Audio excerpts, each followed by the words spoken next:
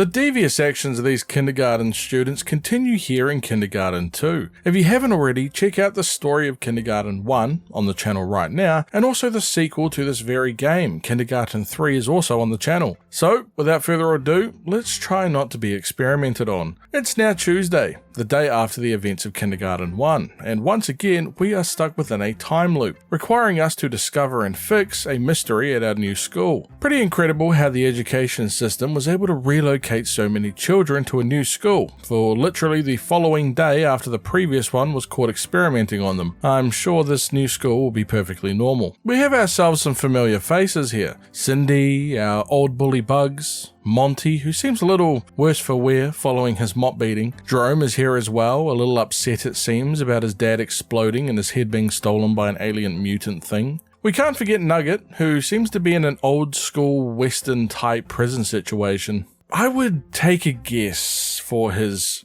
cheer-smelling comments from yesterday, and of course Miss Applegate and this murder maniac janitor. We begin the day by introducing ourselves to this new janitor named Bob. He seems friendly enough, but we know better than to trust a janitor. Let's see what our old janitor has to say about this imposter. Oh wait, he doesn't like him. If the old janitor isn't a fan, then maybe this new guy's alright. We let him know that his new nemesis is called Bob and ask him for his name, since we never actually learnt it yesterday. He tells us that he lost it in the war. Which war, you might ask? Well, the best one. He's pretty vague. He decides he must do what the janitor code of honor demands, and that is to kill him and take his mop. Now, question to all janitors that might watch this video. Is this code of honor actually true? If so, is it a mop duel or...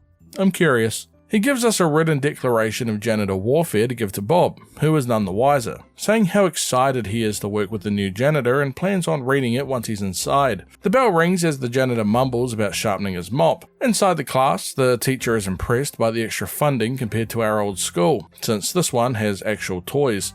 She has a headache and doesn't really want to do her job, so we take that time to make our exit towards the bathroom. Nugget arrives, who has straight up lost his arm, breathing heavily while telling us how nice the weather is. Nugget, listen, that is a lot of blood, my friend. It's going to need a bit more than a bandage. We speak with the janitor in the bathroom, who requires our help since his glass hip doesn't allow him to actually make it up the stairs of the school. And unfortunately, Bob is hiding upstairs. This war has become tactical, and we need to weasel the enemy from his trenches, or just get the key to the elevator so we can put our janitor behind enemy lines. He tells us to speak with Monty about a key, calling him the black market cripple. Ironic, since he's the one that actually crippled him. Monty is in the smart class upstairs, but this new Superman ripoff of a hall monitor won't let us pass. He tells us that we need permission from an adult before we can actually get past. I don't think you want this smoke, pal, but sure. We let the janitor know that the hall monitor is stopping us from enacting his plan, and he takes it very well and very maturely. You ever hear the stories of tribes killing someone and putting them out on display in front of their village to scare off other people that might want to mess with them? This is the strategy that the janitor enacts, as he calls down our previous school janitor and makes him gaze upon his work. We will now not be disturbed and head upstairs, walking over Stevie in the process. We head into the gifted classroom and speak with Monty, telling him that we need the elevator key that he owns, since he now is in a wheelchair and unable to use the stairs himself, telling him that the janitor is threatening to cripple him again if he declines. We give him the key, and we head to war while we get a walkie-talkie. During lunch, we get some communication from the janitor, telling us that things got sticky and he needs us to join him upstairs. We, however, need a distraction to leave, as if the 30 litres of blood that Nuggets left on the cafeteria floor isn't enough. We pay off Carla to help us out, and we head upstairs. Typical kindergarten war zone things here. Alright, we find the janitor, and oh god. Looks like our old janitor here knew the mop jitsu a little bit better than Bob does, it seems. We congratulate him on his victory, as he appreciates the support that he had from his allies, which means that we get to clean this mess up together. Great. He requires us to head to the weapon closet and retrieve something that will help the janitor... slice up Bob for easy transportation, and here I thought we were going to learn our ABCs. Miss Applegate came out from the toilet and rightly nopes the hell out of there. We grab the chainsaw from the janitor's weapon closet and return it to him. He is quite the artist. The bell rings and the janitor gives us Bob's head as a reward. Gee, Thanks. We head to study hall and wait long enough for our new teacher to need the bathroom, since all he seems to do is drink coffee. Unfortunately, the janitor contacts us once again, telling us that we need to dump the head in the garbage somewhere quickly, since one of the other students, named Penny, has been following us around all day apparently. A kid even dropped off pictures that Penny has taken of us, so we need to stop her from going upstairs. The janitor suggests finding a way to trip her on the stairs, hoping that she dies while falling. We take a toy car from the toy box, place it on the stairs, and before placing Bob's head into the cafeteria garbage can. Penny notices us and asks why we aren't still in study hall. We tell her that the teacher noticed a kid in a hoodie and followed them upstairs, using a little deception to bait her upstairs. It works as we hear a thud sound shortly after she leaves, and the janitor even tells us over the walkie-talkie that he heard what can only be described as an evil little girl falling down the stairs.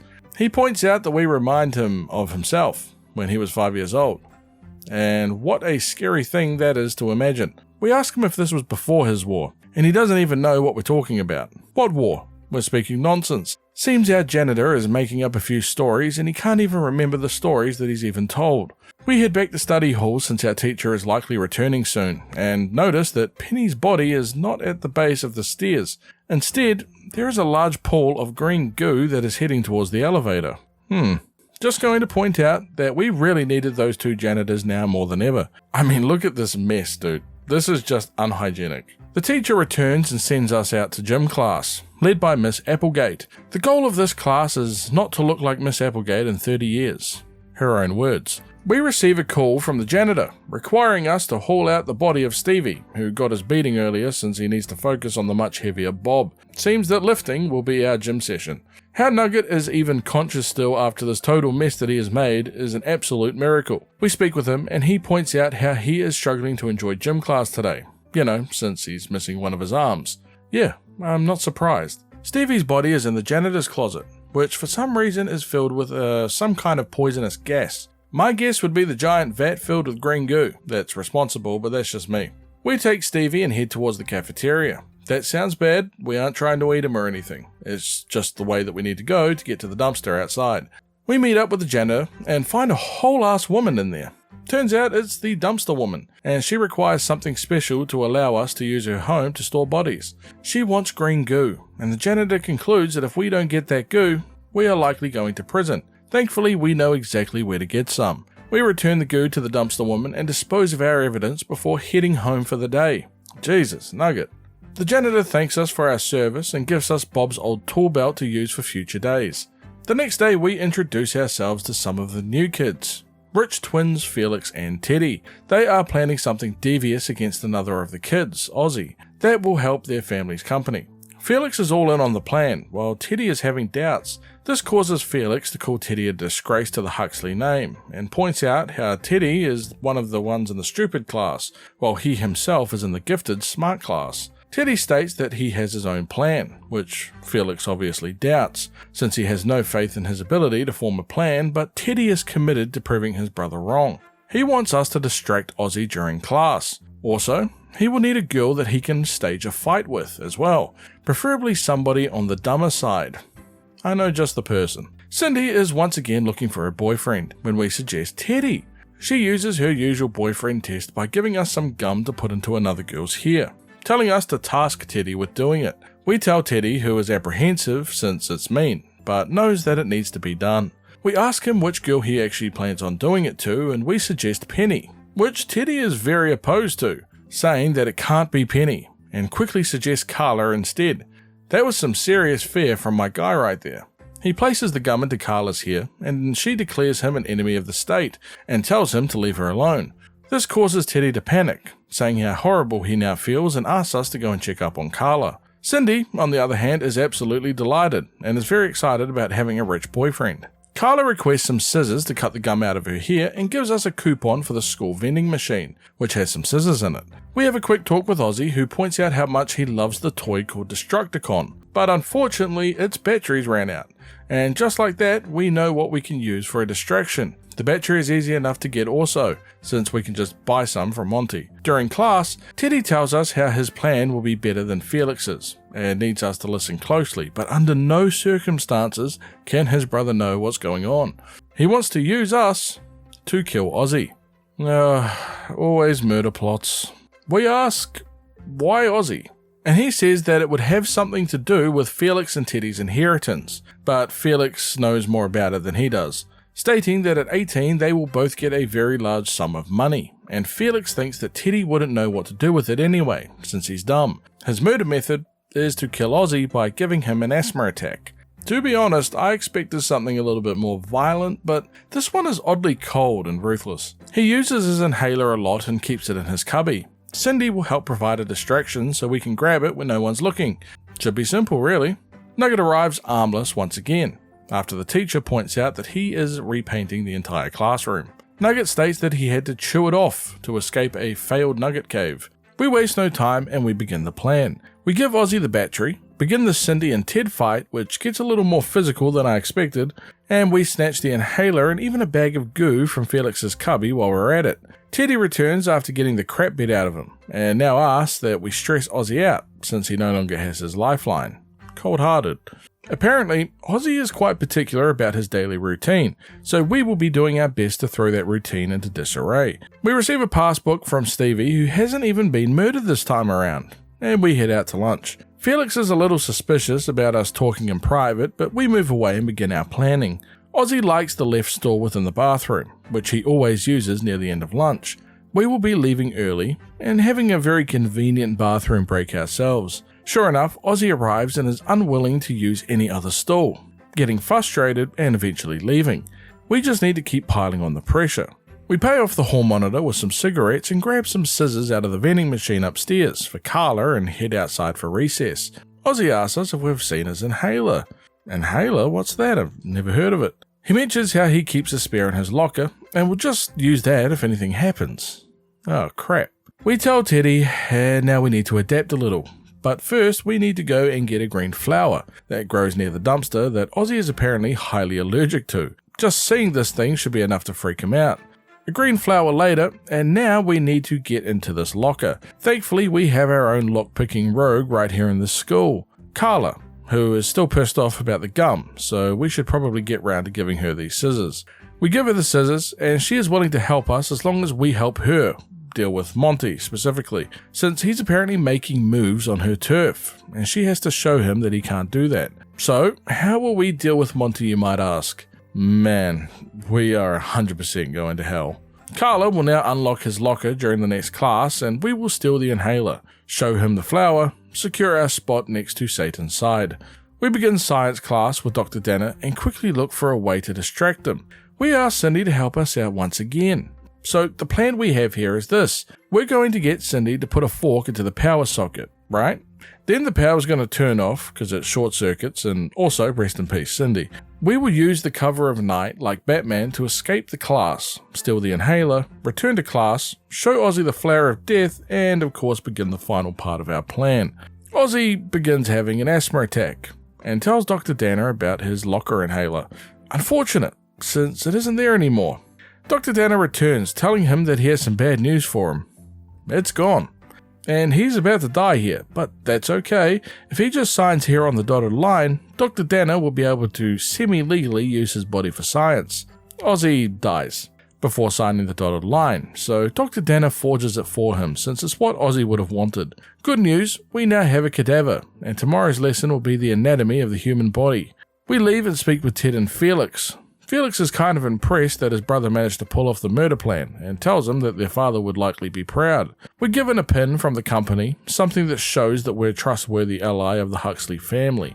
We can, of course, use that in future days. Felix asks Ted to leave while he speaks to us one-on-one. He points out that this has been an absolute mess, since Ozzy wasn't actually meant to die. Ted was meant to die. Felix asks us to speak with him tomorrow about the matter as we start another day. The next day, though, will not actually be committed to Felix, however. This time we will be doing some work for Dr. Danner. When we introduce ourselves, the good doctor calls all of the new kids new specimens.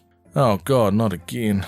He points out that he only teaches the smart class and we're too dumb to be in there, so we tell him that we can prove that we deserve to be in his classroom. He tells us that we need to collect 5 flowers for his science class today. If we do, he will let us into his class. The first flower is the pink flower that Cindy has for her new boyfriend. We ask her about it and she tells us that we can have it if we help her get hitched for the day. We also need to get into the wheelchair access area since there's a blue flower over there. However, Big Bob is blocking the way. We negotiate with Monty, and we give him $3 and he will tell Bob that he needs our help pushing him up the wheelchair ramp, allowing us to access the area. Yoink, and just like that, we have our first flower. We head inside and speak with the hall monitors. Stevie is really into his job as a hall monitor, while our hooded friend here could really care less. He gives us a hall pass out of spite against Stevie and his hall monitor ambition. This will allow us free access throughout the school for the day. During class, we speak with Cindy, who has decided on the cute kid in the blue shirt as her boyfriend. She wants us to take a love letter to him. So we sneak up to the smart class and we speak with Felix, Cindy's potential boyfriend. He believes that a partner could be appealing to potential investors for his company. We lie to him and we say that Cindy is great, and he agrees to have lunch with her and see where things go. We speak with Bob in the bathroom, who is smitten with Miss Applegate, and we talk him into actually getting her some red flowers, giving us the potential to maybe steal a flower from his bouquet. At lunch, Felix is understandably having trouble keeping up with Cindy, and he asks us to find her a vegan meal that he can give to her to keep her happy. That, my friend, is an impossible task, but we will help you out. We make a quick detour into the teacher's lounge, which has a yellow flower, ripe for the taking, and that is 2. We now speak with the lunch lady about getting a vegan meal, something she isn't impressed about after calling us a picky brat, but we do get the salad and we cement Felix as a good boyfriend. Our job doesn't end there though, since we have one more thing to do during recess before we can get that pink flower.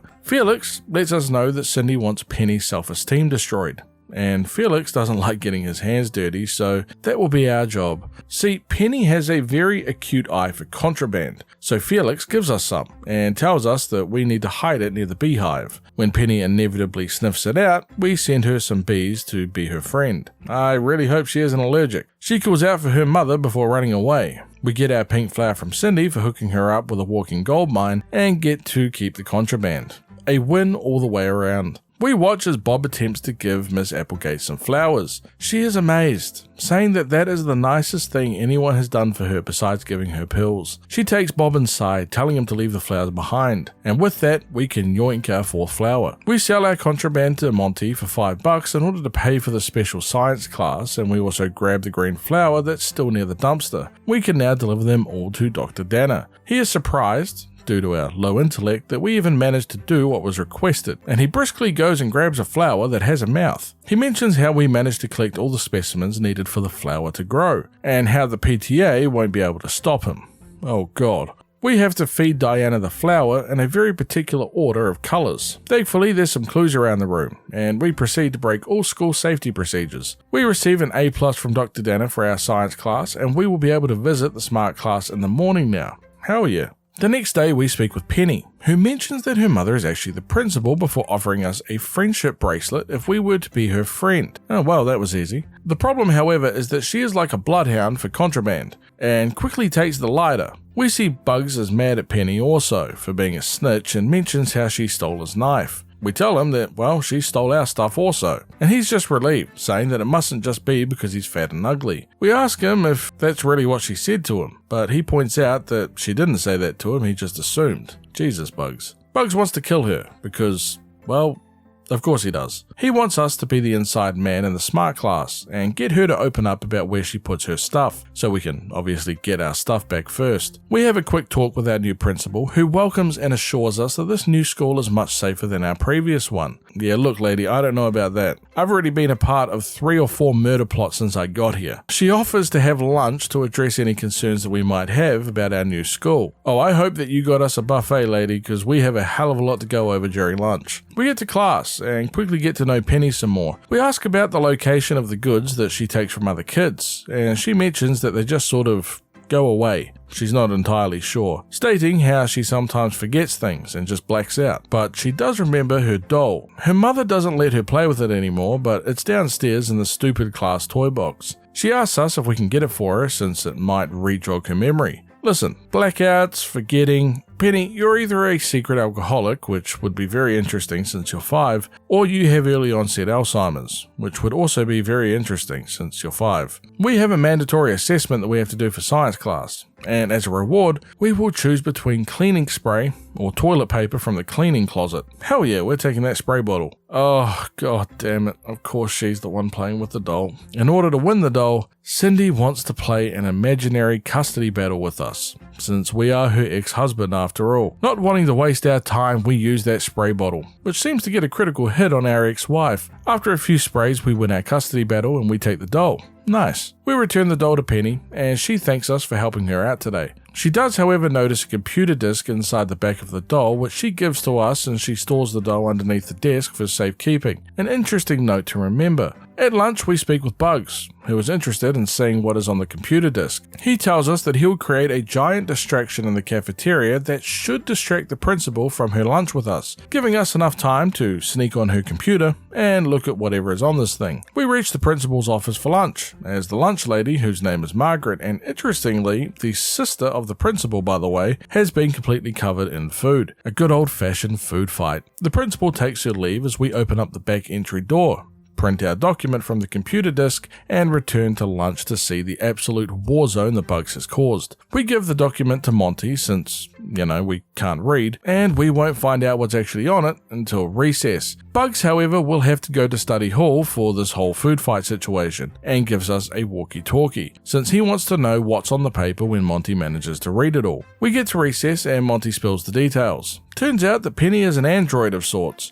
She was apparently attacked by a bear, and they ended up having to replace some stuff. There seems to be 3 remotes that have full access in controlling Penny. The principal is one of them, and the others seem to be the other teachers. There are also listeners all over the school and only respond to one voice command, which is "I'm sending you to the principal's office." Well, this explains her random blackouts. Guess she wasn't an alcoholic after all. We ask about those lost possessions, and Monty states that there seems to be a storage compartment within her stomach. He suggests using a magnet to magnetize her, which can be found in science class. I guess that is better than having to wait for her to use the bathroom, I suppose. We need to change the topic of science class today as well, otherwise we won't get close to the magnet. A piece of cake, I'm sure. Bugs lets us know that he heard everything and will meet us upstairs. We sneak through the principal's office, thanks to the back door that we unlocked earlier, and see the principal taking Bugs back to study hall. This would give us enough time to get into the classroom unseen and change our science class topic to magnets. Once the class actually starts, it turns out that the magnet has been sabotaged, and we are tasked for looking for the lost gear. Penny is quick to tell us in secret that it was actually her that took it, or at least she thinks that she's the one that did it. She points out that she thinks that it could be in the blue locker, but is unsure of the combination. She wishes us luck, stating that there is something that has changed in her ever since she met us, but she isn't sure what. Bugs tells us over the radio that he is speaking to Carla in gym class about picking the lock and will meet us in the hallway soon. We meet them outside, as Carla tells Bugs that she wants the special laser module that Penny uses to fry kids with, since there is a big risk involved in actually opening Penny's locker. Wait, hold on.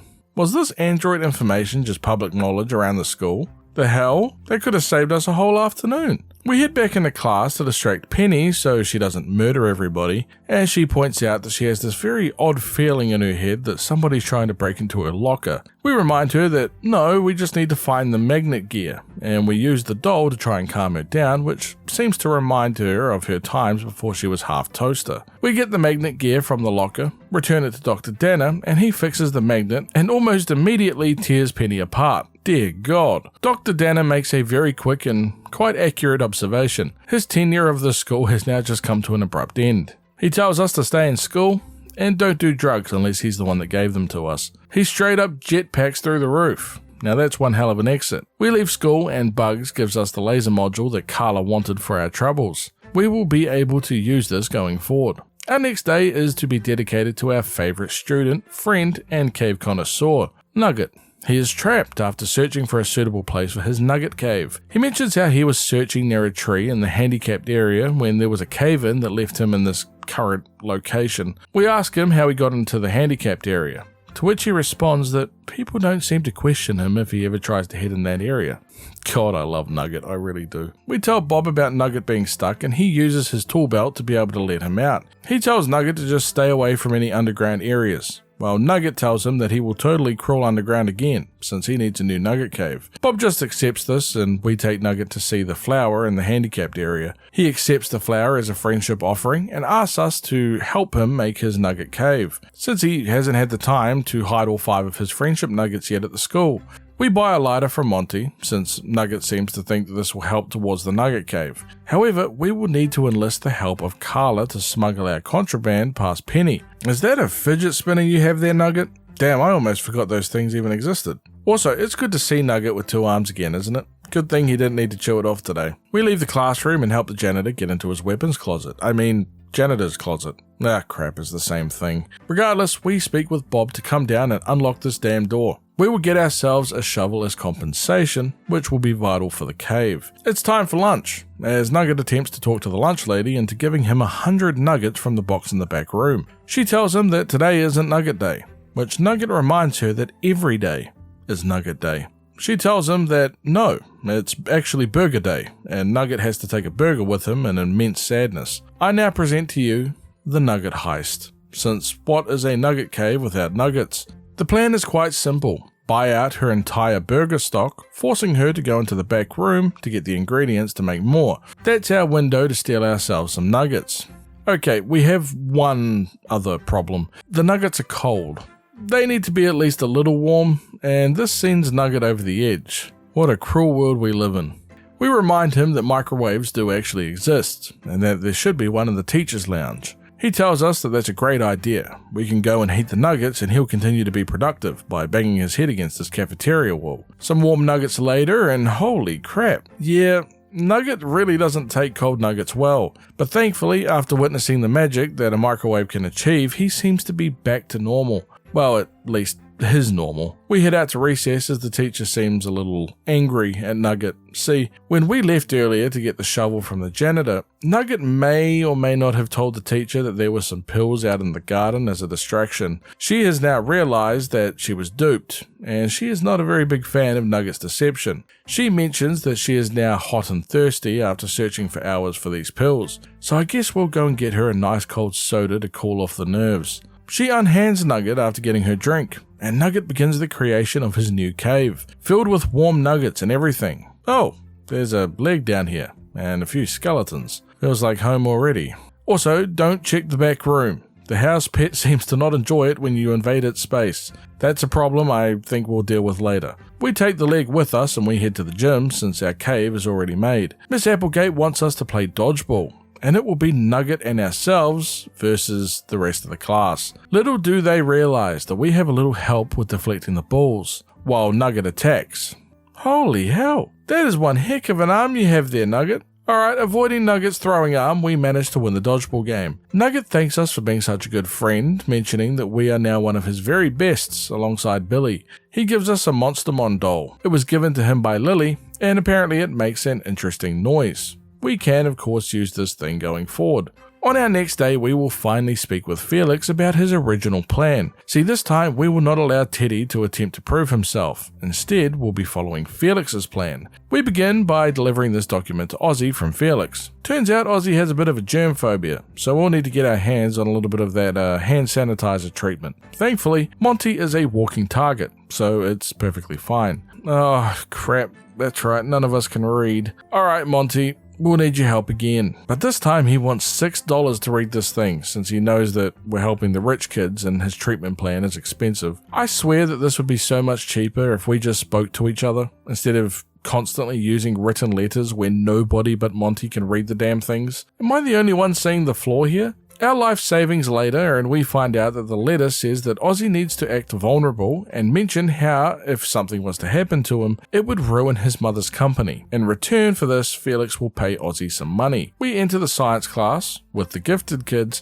and we get some more context on the plan as a whole. Firstly, he makes us sign an NDA, and we can't have this plan leaking out, especially to Teddy. Once the contract is signed, he points out that he and Teddy are heirs to a very wealthy company, and he simply doesn't think that Teddy is capable of running such a business. So, Teddy has to go. Felix gets the whole inheritance and everything will be good in the world.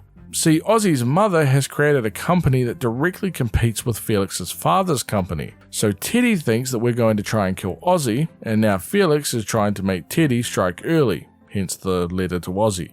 He tasks us with retrieving a glass of spiders from the top shelf of science class to use on Teddy before lunch begins. During lunch, we show the spiders to Felix as Teddy has seemingly fallen for the plan, mentioning how he heard Ozzy speaking about how if something happened to him, his mother's company would be finished. Teddy wants to be involved since he wants to prove himself to his father, as Felix reminds him that he has the most important part. We need a hole dug, and there is no better person for the job than Nugget. The only issue is that Nugget is currently quite woozy and he misses his arm. I wonder why. Felix asks if we could retrieve his arm and possibly a shovel, if that would be enough to make him dig the hole, but he isn't convinced. It isn't until Felix tells him that he can fly Nugget to see a nugget factory that really gets him excited. He will now dig a hole as fast as he can and as deep as hell if he has to. We take our leave and we go to the janitor's closet to get our shovel. Bob arrives and notices the blood on the axe before stating how he's struggling to remember what happened yesterday. Quite a few people with amnesia around here, huh? At recess, we give Felix the shovel and identify an appropriate arm donor for Nugget, namely Monty, who we will ambush and then remove his arm apparently. We are actually the villains of the story, aren't we? We head inside to ambush Monty and oh my god, he has a giant wheelchair laser weapon. Turns out he is pretty perceptive and he knew exactly what we were planning. As Monty is scolding us, Stevie arrives and yells at us both since only one child can be inside at a time. He interrupts Monty and, well, it doesn't go well for him. Monty points to the arm that is now available from Stevie, and we will no longer be requiring his one. Yoink! We go to the gym and tell Teddy to meet us at the playground. While giving Nugget his new arm, he points out that Miss Applegate won't just let him leave, and we need to deal with her if we're going to get him out to that playground. We use Jerome and Carla's fighting over a basketball to our advantage, and distract Miss Applegate enough to head out. We take a quick detour back to the janitor's closet, as Bob is just high as a kite in here from the fumes, but we get to take his mop, since we will be needing something that's very good at bludgeoning. I see Stevie's still hanging in there after all this time. Keep it up, champ. Felix does his best 300 impression, but this time with a mop. We throw some spiders in the hole just to pour salt into the wound and we fill that hole. Perfect. After school, Felix thanks us for our work and gives us a key chemical that is used to create those drugs that everybody seems to like as a reward. Nugget also arrives and Felix asks him, what would Nugget do if there actually wasn't a nugget factory? Nugget quite plainly tells him that he would bury Felix with his brother on the playground. So Felix quickly tells him, okay, get in the limo, and hopes to God that there is somewhere nearby that produces nuggets. And with that, we start a new day. We begin by giving Carla the laser module that we received from Penny. She tells us to clear our schedule, since she can now begin her little project. She wants to open up a passage from the teacher's lounge to the janitor's closet, and she hasn't been able to figure it out just yet. She asks us about those little listening devices that we had in our old school. You know, the ones that blew up. She asks us to retrieve one from Jerome, who is now just crying in a corner. We get a tissue from Cindy, and we speak to Jerome, giving him the tissue and asking what's wrong. He tells us that they found his dad in some weird lab under his office yesterday, missing his head. Oh no. Yeah, I don't have any idea what you're talking about. That is horrible. He wants revenge for his father's death and believes that Lily is the one responsible since, well, she hated his dad. We tell him that, well, she isn't even at this school, but he seems to think otherwise, saying that she is here somewhere. We fill in Carla, who tells us that she did see two kids actually sneak into the crawl space under the school, so we need to go and speak with Nugget since he is the closest person to Lily and Billy after all. Not to mention, actually in the crawl space right now. She gives us a screwdriver and we let Nugget out from underneath the school. We ask him about these two hooded students and Nugget tells us that he isn't actually meant to say, and only people with the Monstermon stuffed creature can actually know.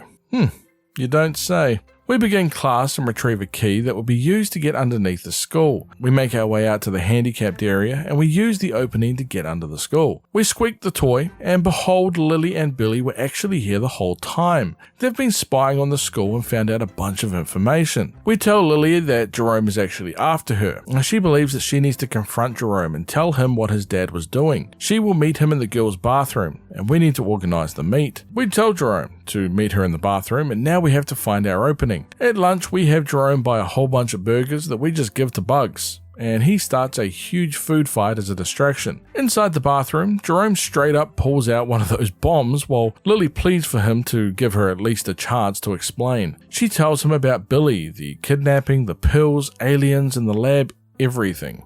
We verify that it's all true, and Jerome begins to cry again. Penny begins banging on the door with her android detection skills, as we quickly sneak into science class and change our class to robotics instead of plants. The reason for this will become clear soon. We're all sent to study hall for the food fight in the cafeteria, as Carla asks Jerome to give her the bomb now that he's over his whole revenge storyline. He tells us that he left it upstairs in the girls' bathroom. Of course he did. We sneak our way out of study hall, thanks to Dr. Danner's addiction to coffee, and we find the janitor. He tells us that he might know where the device is, but he will require some cleaning spray and toilet paper in exchange for the information, since he does have to clean up the whole mess that we made. Thankfully, we have both of these things from our assessment earlier in science class, and he lets us know that we can find the device in the janitor's closet. We grab the device and we head into our robotics class. First things first, we need to deactivate the triggering mechanism so we don't all just become meat chunks. This will require Monty's help.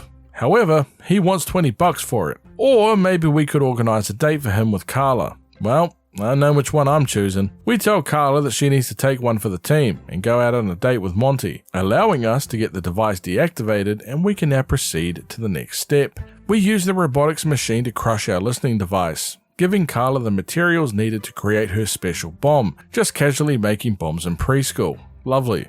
In fact, she was actually able to make 2 bombs, and she gives us one as thanks for helping her today. Hell yeah. The following reset, we rile up Miss Applegate, trying to get her to snap from annoyance. Thankfully, we know that her kryptonite is Cindy, so we just make Cindy do, well, Cindy things. She gets to work, and the new principal tells her that you aren't actually allowed to physically attack students here, and she leaves to go inside as Bugs is incredibly impressed, saying that just one more incident might be able to break her, and to look for a way to do it later in the day. We speak with Carla, who gives us a firecracker. However, we'll need to prove to her that we can smuggle it past Penny for the day. Challenge accepted. We sneak into class with the help of Monty and place our firecracker within the cubby. Miss Applegate is complaining about a sore head as we set off the firecracker during class. She completely loses it, saying just how much she hates children and, well, quits.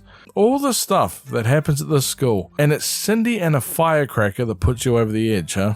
We speak with her outside and she tells us just how much she needs some of those pills to calm her mind, but realizes that the supply chain for those pills stopped after the previous principal's death. Then again, what if we had Monty make more pills? Miss Applegate suggests that we provide Monty with everything that he needs to start manufacturing these pills again. Ah yes, let us now begin our preschool drug empire. We are ordered upstairs to speak with Monty, asking him if it's possible to restart this production. We give him the chemicals that we received from Felix, and he requires a chemistry set and some hair samples from the people that might still have some of the pills in their system. The 3 people that come to mind are Miss Applegate, Nugget, and Billy, but first we need some scissors. We let Miss Applegate know the requirements, and she is more than happy to give up some of her own hair, but she orders Nugget to come to the front of class and tells him that he needs to give over some of his. He, on the other hand, is not so willing. She chases him outside while we head to lunch. We make a quick deal with Carla to change the science class from plants to chemistry, as we head out to see how the Miss Applegate Nugget situation is going. Yep, about as well as I expected. We give her the scissors and oh god. Was only meant to be a little off the top, but it seems she went a little too close to the scalp. Oof. We head out to the elevator and speak with Billy. We'll just take a little here, there, and leave very quickly. We head to chemistry and give Monty all the ingredients. Now, all we need to do is distract all of these children with objects, so they don't want to turn on the chemistry set. We give a green flower to Ozzy, who is allergic to it if you remember. The gemstone goes to Cindy since she's, well, materialistic. And the doll goes to Penny, because it reminds her of her non-android days. We do some chemical mixing and give Monty the final chemical product, thus creating our pill. We are now officially the preschool Walter White and Jesse Pinkman. Damn. Nugget's a wee bit worse for wear, isn't he? The teacher arrives and we give her the drug. She thanks us and gives us a remote control for Penny since she's now quitting since she hates all of the students except us. Alrighty, on to our final Tuesday. As the day begins, Miss Applegate points out to the principal that she has misplaced her remote control for Penny. The principal wants all the students searched to make sure that none of them have the remote. We use the remote to force Penny to shoot open the grate to the underneath part of the school, allowing Nugget to escape and us to eventually enter. Miss Applegate is a little confused whether she's just coming off of her drug here, but asks if she just correctly saw that preschool child just shot lasers from her eyes. The principal lets her know that her daughter Penny is currently working through some stuff right now. We head down to speak with Lily and Billy. They let us know some of the information that they've found out about this place. Firstly, 3 students that were meant to be rezoned to this school are actually trapped in a secret lab underground. Well, that seems oddly familiar. The elevator requires an eye scanner to use, so that poses an issue. Billy believes that we will need to use Penny to activate the eye scanner, which will require the remote. Conveniently, that's exactly what we have. We will need to take out the other people in the school that actually have remotes, namely the principal and Dr. Dennis, since we already have Miss Applegate's remote. Well, you know what, maybe we can kill her too for the love of the game. We speak to the principal again about our doubts with this whole new school thing, as she agrees to have lunch with us once again. During class, Billy literally becomes Spider-Man, as he gives us some pointers on how to deal with Miss Applegate. He wants us to lure her into the girls' bathroom, using another girl student to take up the stall, while another student that holds a grudge will eventually stab her. He gives us back the remote to help us gain people's trust. Well, I have an idea for who our stab is going to be, and I also have someone in mind that might dislike her enough to hold up a stall. What would a murder plot be without Cindy? We told her that we need her to sit on a stool for our plan, but she requires payment. Placing gum in the hair of another girl. We use the remote to summon Penny and we place the gum into her hair, also using the remote to stop her from eventually killing us. Penny leaves after showing no emotion, and Cindy points out that was one of the most disappointing things that she's ever seen in her life. No crying, no anger, but deal's a deal. Bugs wants his knife back from Penny, so we show him once again using the remote, and we make Penny come over to us and hand over all the contraband that she stole from the students today. After getting his knife back, he is more than willing to be our teacher stabber. Hell yeah. We head to lunch and work with Billy and Carla to place an explosive under the table in the teacher's lounge, while also providing Nugget with a drill to help him create his Nugget cave. Let's just say that he can't wait to get started. After stealing his cold nuggets and warming them up in the microwave, we use his tunnel system to get into the teacher's lounge and sneak over and place the bomb underneath the table, and then quickly leave with Nugget. Billy will activate the bomb while we head into the principal's office for lunch with the principal. We overhear the principal speaking about the fact that Penny's chip seems to almost be fried from all the commands that she's received today. Penny leaves as we hear an explosion. The lunch lady enters and tells her that Dr. Danner has been killed in the teacher's lounge. The principal has a bit of a mask-off moment here as she states how quickly that they work and to try and get research out of here as quickly as possible, and also have Penny monitor outside for anybody trying to escape. Lily arrives and tells us that Miss Applegate is fighting back against Bugs. Damn, not a good look, Bugs. We help him out and add another body to our list. And quite frankly, the list that this kid has created in just the last 2 days would make Ted Bundy proud. We go to recess and use the remote once again on Penny, causing her chip to actually short circuit and she, well, malfunctions down into the Nugget cave. She's fine, I'm sure. I wanted to check out the aftermath of Dr. Danner, and it's pretty damn bad, let me tell you, good god. We head to the janitor's closet, and we speak with a very high Bob, but we do manage to snap him out of it. He remembers that he fought a monster yesterday, and quickly grabs the same axe that he used, rushing off to fight the monster again in case it tries to hurt any of the students. Hold on a second, is he being heroic? Is there actually a facility member that actually cares about the students? Surely not. We grab the doll from the classroom before returning to the Nugget cave, giving it to Penny. She has finally returned to her own mind since the chip is no longer working, saying how she used to play with the doll before her mother made her into this monster. She agrees to help us use the elevator to confront her mother. Hell yeah, Penny. On the way, we find Bob being an absolute hero, fighting the creature, yelling that he won't let it harm any of these children. Hell yeah, Bob. We head down into the facility and see these 3 students inside of a container. They yell at us to run, since Penny was actually the one that put them in there. Penny quickly apologizes, saying how she was forced to do it and she didn't actually want to. The principal arrives as she tells Penny to take us all to the office. Penny declines, and the principal quickly realizes that she no longer has control of Penny. She tells her that without her chip, Penny is practically useless to her now, and proceeds to kill her own daughter. God damn. I knew she was evil, but that's next level. She activates the mutator of the 3 students, and we quickly realize that these creatures are just mutated children. Before we're about to be skinned alive, we ask the principal for some context. And in great villain fashion, she is happy to monologue before our death. She wants to mutate a bunch of kids, to create her own monster army if you will, that she can use to take over nearby schools in the area, while the green goo in the janitor's closet is actually produced by these monsters, stating that its properties are boundless, and it even creates a fuel that can be used to power Penny. Overexposure to this, however, can cause memory loss, which explains why Bob was struggling to remember his monster fight from the previous day. We can also find out that Penny wasn't attacked by a bear after all. She was attacked by one of these creatures that got out. Penny was severely wounded and she was put back together, but with improvements. We state the obvious, that she just literally killed Penny, but she states that she can still fix her later, it's not a big deal.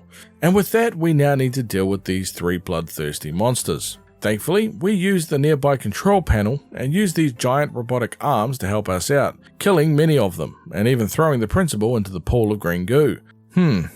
Maybe that was a bad idea. What the hell is that thing? We use the robotic arms to attempt to close whatever the hell that mouth is. Then, out of nowhere, like a superhero, Nugget drills his way through the ceiling and kills the mutated principal. Thankfully, the 3 children that fell into the goo actually reverted back to their human forms, and we head outside as Madison meets up with Ozzy, who seemingly know each other. We speak with the other 2 children, as Alice points out that the last thing that she remembers is going down a slide at her school. Then she woke up in this laboratory. Ron also thanks us for saving his life before also leaving. Lily gives Nugget a kiss on the cheek to thank him for saving us, which causes him to, well, run away in excitement, thus ending the story of Kindergarten 2. Now let's quickly cover the secret ending. If you collect all of the Monstermon cards in the game, a secret door will appear with a red-robed Nugget there to greet you in your bedroom. We join him in his sacred sanctum, and he compiles all of the cards into a circle giving him powers. He snaps his fingers and takes us to our school. The students straight up get Thanos out of existence. What the hell is this? Literally nobody is safe. Cindy, Teddy, Jerome, Monty, Bob, even one of the hall monitors. Lily, the dumpster woman. Nugget yells out half. Only half will die. Then he just changes his mind. It gets a hell of a lot more violent from here on out. It ends as the principal dies and Nugget allows us to live. Nugget breaks the 4th wall once again, and he thanks us for playing the game. And with that, we have concluded the story of Kindergarten 2. If you got to this part of the video, put Bodyguard Bob in the comments below so I know. Be sure to leave the video a like if you enjoyed it, as it helps out the channel a bunch. And remember to subscribe for more content in the future. I plan on putting out a complete series explained of Kindergarten now that we've covered all 3 games on the channel, so keep an eye out for that in the next few days. Until next time guys, peace.